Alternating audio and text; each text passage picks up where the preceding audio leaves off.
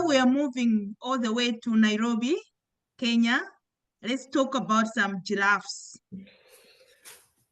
My colleagues here is there, so they will be showing us a live giraffe. And our speaker is Victor Ratego.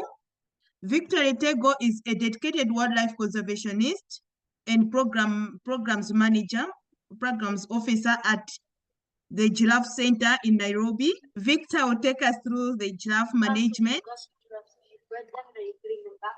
Victor, welcome to the screen. Okay, thank you. Good morning, everyone, wherever you are watching us from. Good afternoon, from different parts of the world. Good evening. Welcome to Giraffe Centre virtually. My name is Victor Ratego Ochieng, as you've been told. I'm one of the program officers in the organization that's AFEW Kenya, abbreviation for African Fund for Endangered Wildlife, an organization that's dedicated to provide a sanctuary for breeding and reintroduction of the endangered Rothschild giraffe. So welcome, and I'll start over with history about giraffes. I know most of us have gone through a lot, and giraffe is one of those big herbivores that are still, people are doing research about them, especially on their life, the diseases that are affecting them, among other topics that cover large herbivores like giraffes. So historically, giraffes have been existing in all of Africa and roaming all over Africa. And looking back in decades, probably 15th to 18th century of years back, we are having millions of giraffes. So from the theoretical perspective, if you read around, you find that there was once an outbreak in 1800 of a disease called rinderpest. I know Dr. Dave know about it well. And it didn't only affect giraffes, but it affected a number of herbivore population, which affected in big time the giraffes, and the population decimated to a bigger number.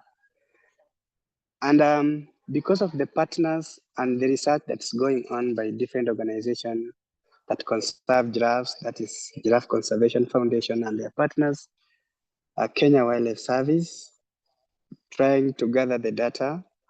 At the moment, they're estimating the total population of giraffes to be around 117,000.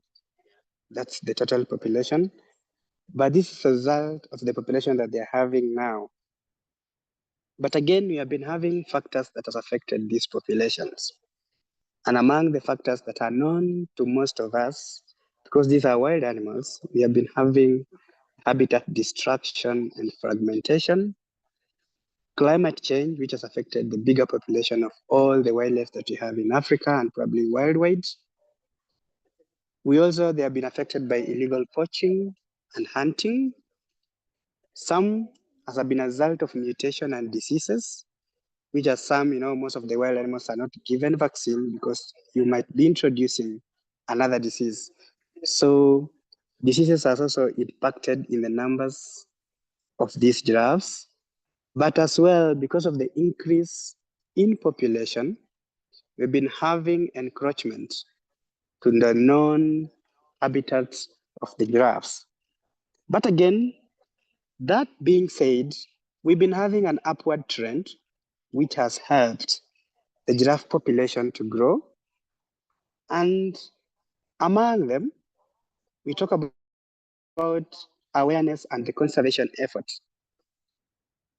We can also talk about partnerships, which has brought a strong cooperation in terms of conserving these subspecies or these species of giraffes.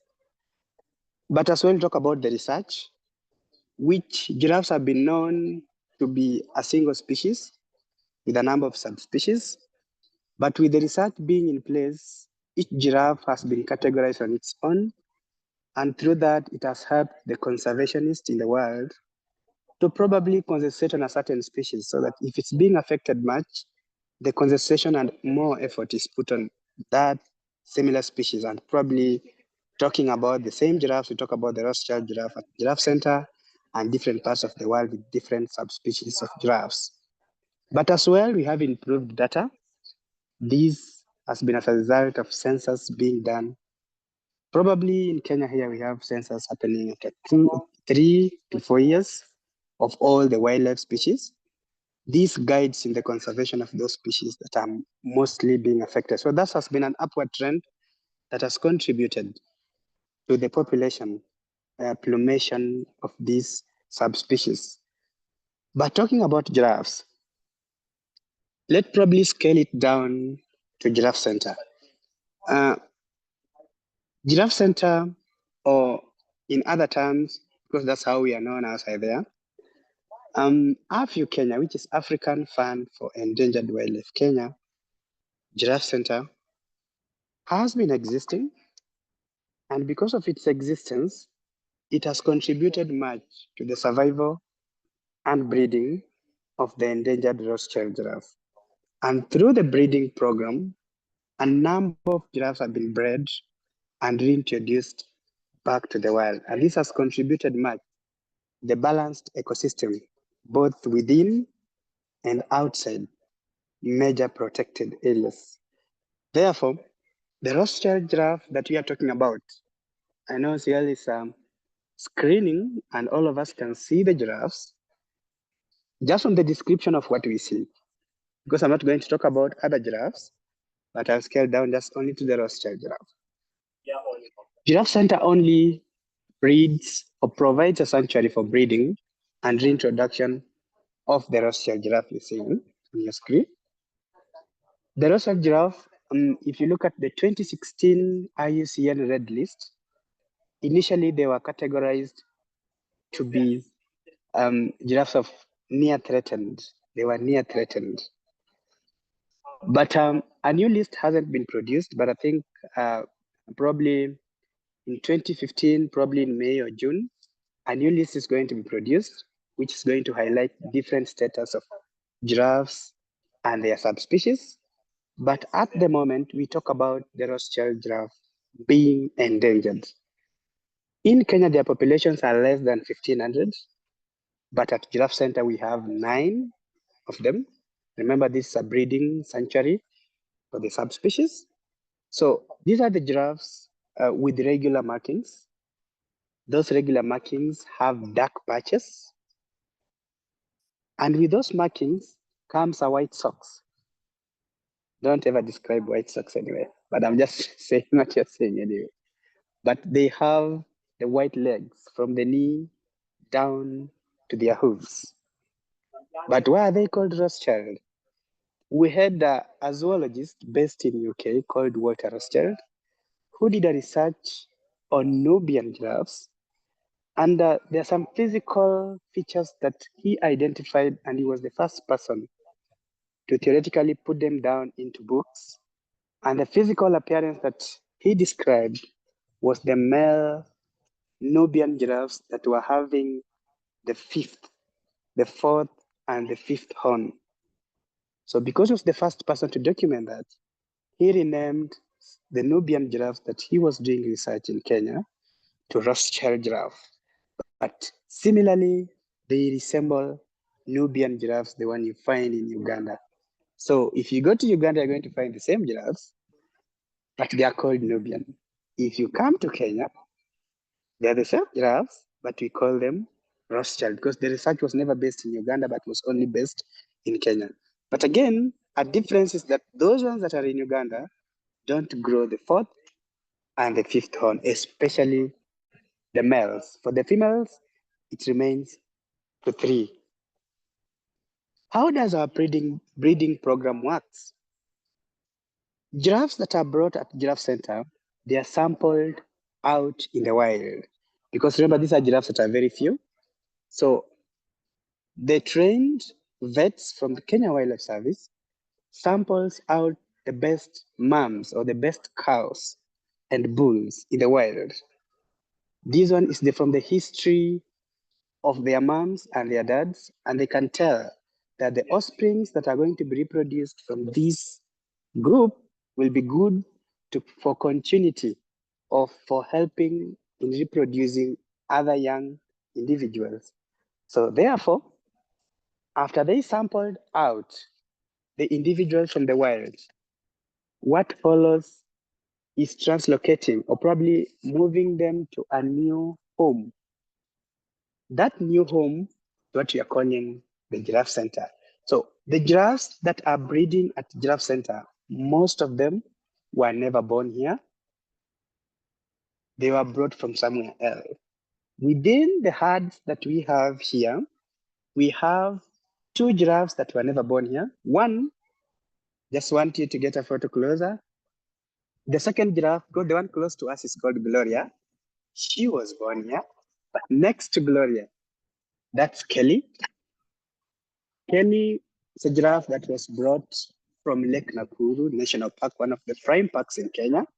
But further in the bushes, we have Daisy. Daisy is an 18-year-old. Kelly is our oldest queen. She's 24 years old. So Daisy was brought from Kigio Conservancy, one of the prime conservancies that we have that also holds the Rothschild giraffe.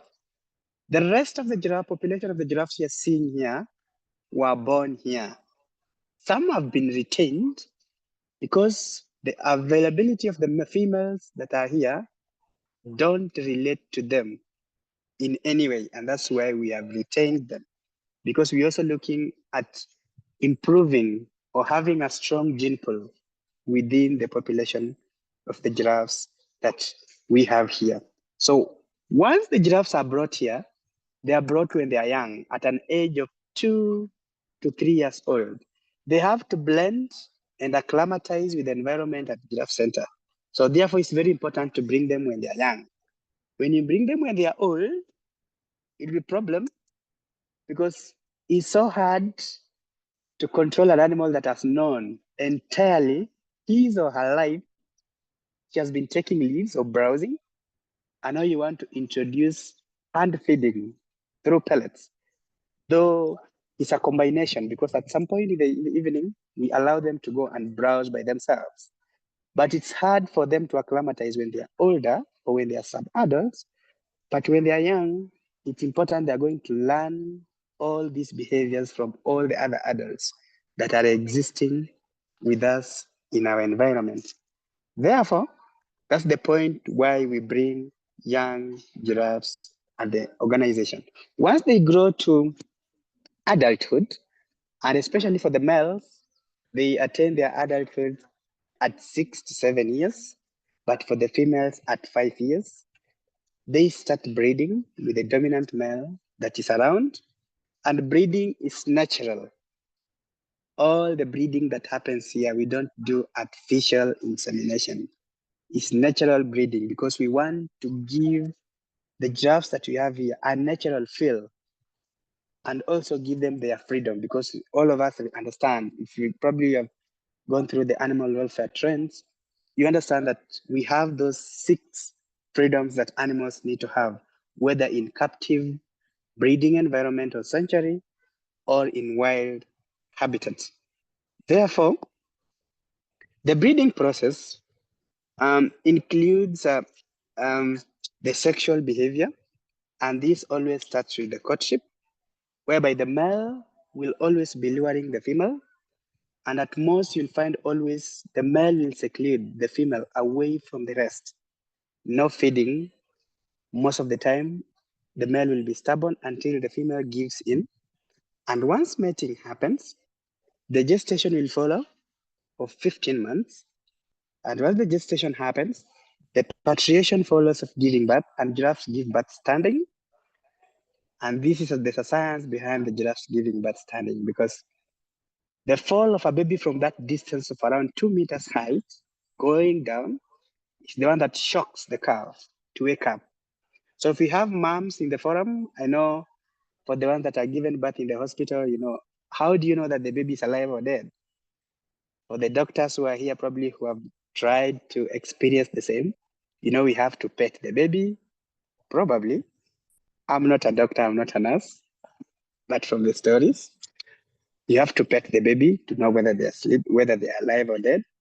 But for the giraffe, in case it happens, they give birth lying down. That shock won't happen. And the lungs will always be clogged together. And because of the difficulty in that shock of not happening, the giraffe might end up dying. And that's why most of the time you find they do give birth standing for that fall to shock the calf to wake up. Later on, what follows we normally have the weaning period, the time the giraffe will be nursed, probably 1.5 years. But at 4 to 5 months, always, whether the giraffe is being nursed or not, most of the time you find they already start browsing. So they learn on taking the softer parts of the leaves.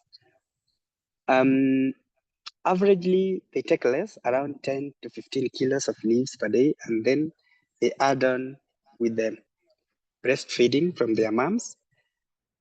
So ever since the Giraffe Centre has existed here since 1979, I know most of us went through our historical background of the YouTube video that I shared.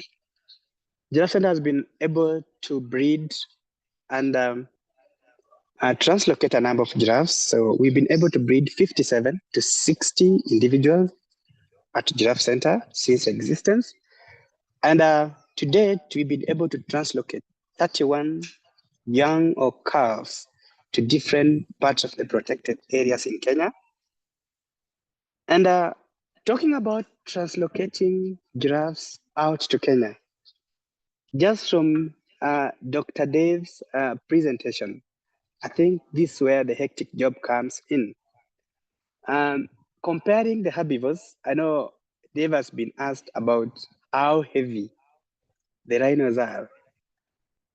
Most of you are going to ask me, how tall will a giraffe be when it's being taken out, and how does this happen? We translocate giraffes out when they are aged at the age of 2 to 3 years.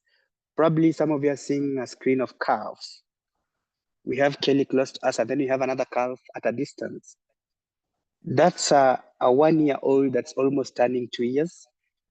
He's 1 year, 10 months. He's called Jock. So when Jock attains 2 to 3 years, being a male, he'll start being stubborn with the sisters. So the best thing to do to avoid inbreeding happening within, we have to take him out because of the adolescent stage. But most of the time, he attained maturity at the age of 5 to 6, but stubbornness won't stop. So at the age of 2 to 3 years, him together with other calves, which are probably females or males, are going to be translocated out. But this is a joint activity between Giraffe Centre and Kenya Wildlife Service, because they were pioneers who oversees all the activities that are known to do with translocation. So before translocation happens, we have to liaise with Kenya Wildlife Service. But how does this liaison happen? We have to write to the parastatal, explain to them the giraffes that are ready for translocation. Once it is done, sharing the history involves talking about what is the history of the young ones, where were their moms or the adult moms came from, so that they don't end up suggesting the same protected areas where their mother came from. Avoid taking the relatives of the same moms, going there to avoid inbreeding and probably have a gene pool that is very strong in those environments. So once that is done, a budget is shared on translocation. Then the vets are sent to assess the health, the age, and also to check on the giraffes that are supposed to be translocated. Once that is done, the pre-monitoring or assessment of the habitats where giraffes are to be translocated is done, both by the Kenya Wildlife Service personnel and the Giraffe Centre personnel. Once that is done, the dates for translocation is agreed. Once the dates are agreed, the giraffes are going to be enclosed in an enclosure. The enclosure is a little bit at a distance, but we have a metallic enclosure at a distance That's the enclosure where giraffes are put.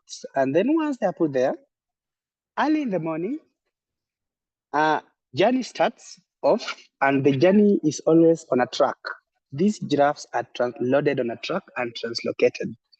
And most of time, giraffes are translocated standing. Some large herbivores, they cover their faces. These guys, they travel looking at where they are going and where they're coming back, so that they also experience the road network. And most of the time, it's a problem transporting them to those protected areas, because some of them are very tall, and it's always a slow moving a movement towards those protected areas. But also to note is that we don't administer any drugs when you are translocating them. And again, we don't overfeed them. This is to help us, or to stop giraffes from vomiting. And probably we have terms that are used with wildlife. When a giraffe vomits, especially the herbivores with the 4-chambered stomach, we know always whatever they eat normally have a lot of acid. So when the food comes back after it has passed the first stomach, the chyme is always very acidic. And when it comes back, it's going to be problematic. But we see them regurgitating. That means the food is only in the first stomach. So therefore, I think we understand their best. So once translocation has happened, we also going to follow up with a post monitoring. This is to check and to assess the survivability of the species that we have translocated. And ever since we started the translocation, 97% of all the giraffe we have translocated in the world have survived. But we don't put any mark on them. But for now, we have other features that are looked at when you are trying to check whether the giraffe survived in the environment you have taken them or not. We have data that's also being taken. We have photos that are shared so that it helps us to monitor the success rate of the giraffe that have been translocated outside there. Now, that's on breeding program and translocation of the Rothschild giraffe from Giraffe Centre. Now, for these processes to be success, we have to put an effort. And this effort is what now we're talking about wildlife health care. How do we ensure that the health care that we provide at the organization is success to ensure that we have a good translocation, we have a good breeding program in the organization? We look at the welfare in terms of the animal health, and all this encompasses the well-being, especially the physical well-being, the mental well-being of the wildlife, and also this well-being should help them to freely have a behavior that is allowed for them being in the wild and also being in captive environment. But for them to have all these physical and mental well-being, we look at majorly the freedoms that animals need to have, both in captive and in wild environment. And starting with the first freedom, just like human beings, they need to have a freedom from thirst and hunger. Within our sanctuary, which is 120 acres, though it's enclosed, giraffes have available range of environment to walk, to browse. We have a number of palatable trees for the giraffes. But again, because we have denied them a chance to have a free range of walking everywhere, because giraffes require around 10 to 15 acres of land. That's one giraffe with palatable trees and available water source for them to survive well. We provide alternative feeds. We provide Lucerne grass or alfalfa. And the time that people use, we have the alfalfa pellet, grass. We also provide pellets, though this is not what they need, but we just a supplement to whatever they need in the environment. We also do give out the mineral salts for them to lick, because if you don't provide the mineral salt when they're lacking such, they'll start peeling off the barks of the trees. So we ensure they have available food all through. We have a seasonal river within our sanctuary. When it rains, they have water throughout the year. During dry season, we have provided temporary water troughs for them that is filled all through. I think we have one. You can see a black one with water. The water is colored in white or milkish. We provide some drugs in to improve their digestion system. The second freedom that we ensure that these animals have also at most is that they need to have a freedom from discomfort. And this means they need to have an environment where they can roam freely without any other disturbance.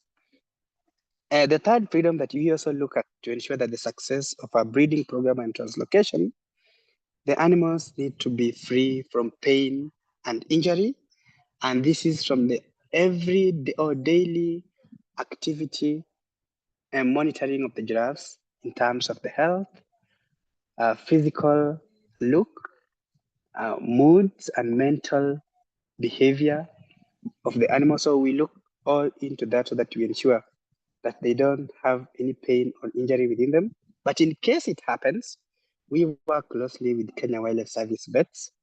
Though we have trained personnel in the ground who helps in monitoring, after internal assessment, we always find further assessment from the Kenya Wildlife Service vets who normally visits to help us prescribe and give us further assessment for further treatment in case it's needed.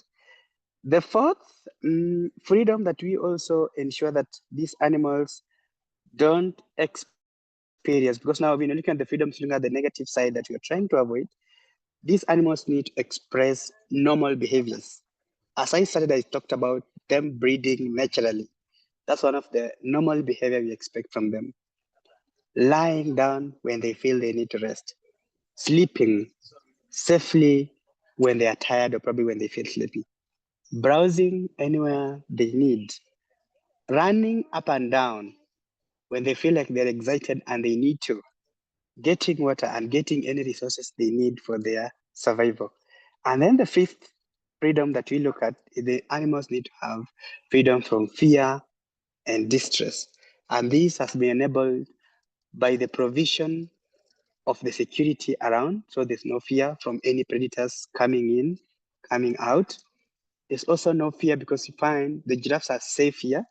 The whole facility is fenced, though we have left small openings that allow the warthogs or the pumbas coming in and leaving out, which has been a challenge because also we experience some predators breaking from the pack and coming all the way. But it's long since we had a lion or a leopard breaking in and probably trying to harm or kill one of the calves that we have within our compound.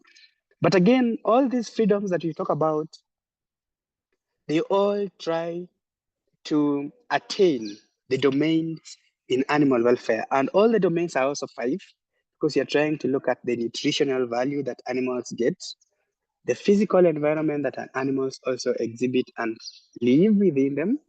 We also look at the health status. We look at the behavioral interaction and the mental state of the animals. But now, just scaling down on how we monitor these giraffes on daily basis. So we monitor giraffes on daily basis. The organization has gone far and have helped us in training the personnel on animal welfare. Especially this is a course that, or probably a workshop that is held at Kenya Wildlife Service and in partnership with the San Diego Zoo. We normally have the vets and the personnel who are well liaised with this kind of activity. So they come and they train the personnel on animal welfare. So we are well versed with activity on how to monitor and look at the health status of the giraffes that we have. But most of the time, we administer different methods of monitoring. But well known to most, and even the people who do the patrols, is an observation method. But you have different observation methods because here we are dealing with one animal that is on a flagship animal, the Rothschild giraffe. So we administer ad libitum. That's one of the observation method. Ad libitum involves general scanning and observing the giraffe rabbit, taking head counts, looking at the physical injuries or scars, looking at their behavior. It just involves anything that is significant in any environment that does the training itself. We also involve a method we call the focal animal sampling.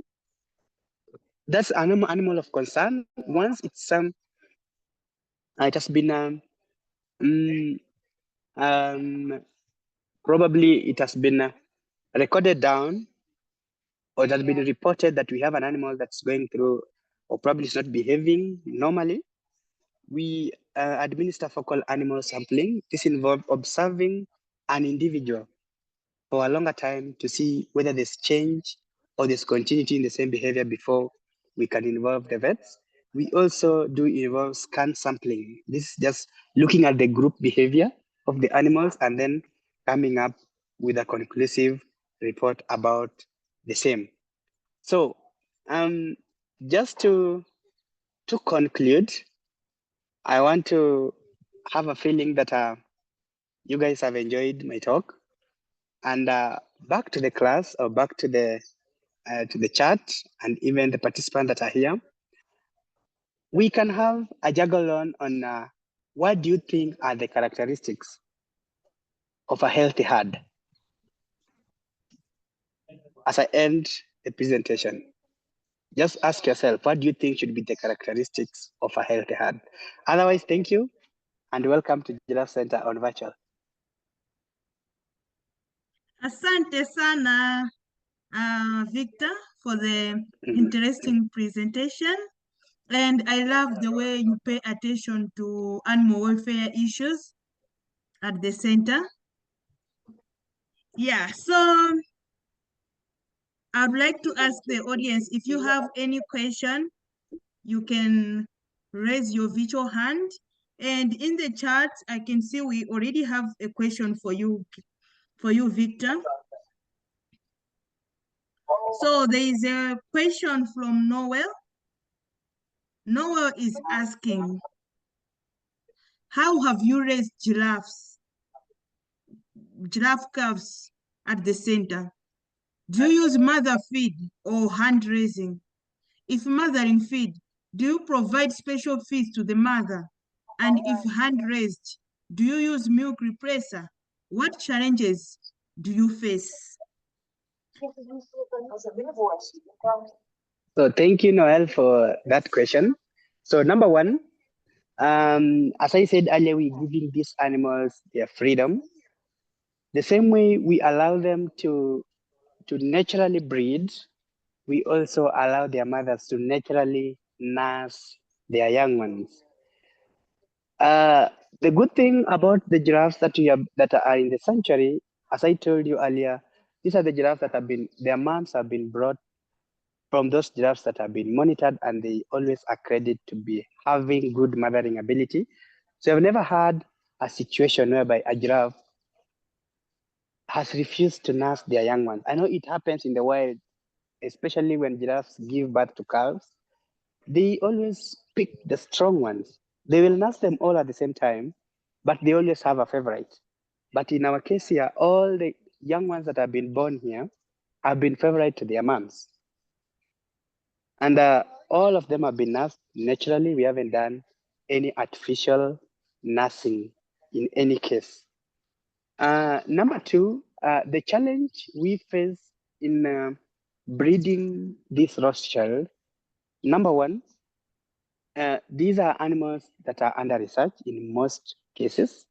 And we also depend on research-based outcome to help us conserve these subspecies.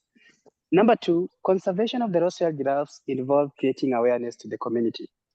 So we might be boasting or probably talking about breeding the Rothschild giraffe at Giraffe Centre, but always the problem is where we are taking them. Do those people know what they're supposed to do with them? So it also involves another job of you going back to the community training them and also trying to create awareness that it is important that these giraffes we are bringing back to your community were once your own animals that you used to coexist with them. So it's very important to create awareness to those communities, which some, remember, we are not training the children, but we are training the adults who had have a way of life since their life began. And probably the environment they're encroaching, they tell you, we need to do farming. You also need space for the giraffe. So there's always a conflict between should you have a space for the wild animals or should you have a space for people to encroach or probably to live, to do farming for their eternity. So we just want to strike a balance between having the wildlife and having people coexisting with them without affecting each other. So that's the main program of creating awareness with the community. Number 3, treating a giraffe is not easy. This is an animal that once you need to treat it, besides doing close observation, it involves probably darting. And I know Dr. Mukami might talk to us later on about medication and probably administering drugs to the large herbivores. This is one of the giraffes that if you are going for an option of darting, you have a 50% positive response that the giraffe is going to survive, and a 50% negative response that the giraffe, once darted, might die. So you're not sure of what will happen once you dart because they need a flat ground. Darting and giving it an antidote later, the giraffe might fall on a tree, might fall on a stump, might fall on an anthill, and this might result to them breaking their neck. So that's the bigger challenge probably when it comes to treatment of the giraffes. And even here, administering drugs to them is not easy. They are animals with high sensory organs, and even a slight smell on drugs makes them to shy off from any drug that you're providing to them. Good. I think I've answered that question. Yes. Thank you so much, Victor. So I can see there are some questions on diseases. We'll cover them later with the 2 vets. But now there is also another question from Mese. Mese Bisara, do you want to unmute and ask your questions? Okay, my question was, what is the gestation period for the giraffe? And the second question was, do you practice estrus synchronization protocols at the farm so that the estrus signs could be more visible and maybe a bit fast? And the third question is, what are some of the major reproductive problems that you face? Okay, thank you. I didn't get your second question. I hope you're going to help me to get the second question. But the first question, the gestation period of a giraffe is not we can say it's given approximate 15 months. That's an approximate gestation period, because a giraffe also to be, because of the adaptability of their lives, you find giraffes tend to hold pregnancies. During dry season, they will always wait for the onset of the rains for them to give birth, and sometimes the 15 month can elapse and the giraffe still carrying the baby. So it can be a 15 to 17th month. So it's in between there. So it's an approximate of 15 to 17 months. We have never experienced any reproductive problem with the giraffes. Though when giraffes are giving birth, it's always, you feel for the animal, because remember, these are very huge offspring coming out. The calf is always around 1 meter tall. It's always very huge. And within our environment, we have never had any problematic with them reproducing. But looking at probably the breeding, I'll say at one point we had a giraffe that was retained within the center and shared a father with one of the females.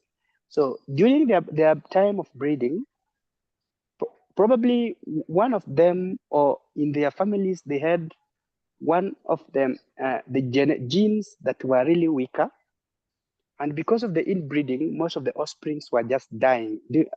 They were just instant death without any signs. The calves were just falling and dying. But later on, it stabilized. And now the female giraffe is giving birth to good calves. The male has also been good, because we can't say the male is bad, because has been the one reproducing with all the females that we have.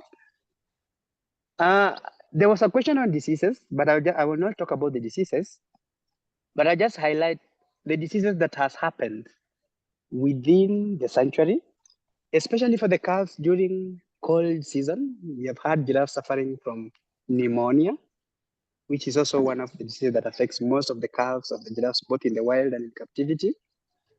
It has also happened that giraffes suffer from anthrax. It happened some years back in Mwea Game Reserve, and Dr. Mukami is here to concur with that. And they had to vaccinate all the giraffes in Mwea Game Reserve. And it also affected a bigger population of the giraffes in Mwea. Here we have also recorded arthritis. This affects their joints, because this being a heavy animal, which weighs over a ton, it affects their joints a lot. Sometimes we have skin diseases. Somebody find along the lining, they peel off. It's one of the skin diseases that I just call it skin diseases, but I don't know in specific which disease is it. But probably when we'll be talking about the diseases, they can highlight on that. But otherwise, those are the diseases we have recorded within the sanctuary. Sometimes we have Kelly suffering from foot rot disease, especially during rainy season. You'll find her limping most of the time. So those are the diseases, but I didn't get the second question. So the second question, she was asking if you practice estrus synchronization, because you said you breed the giraffes. So I think he was thinking in those lines. Oh, we do natural breeding. We don't do any artificial insemination. Yeah. Thank you so much, Victor.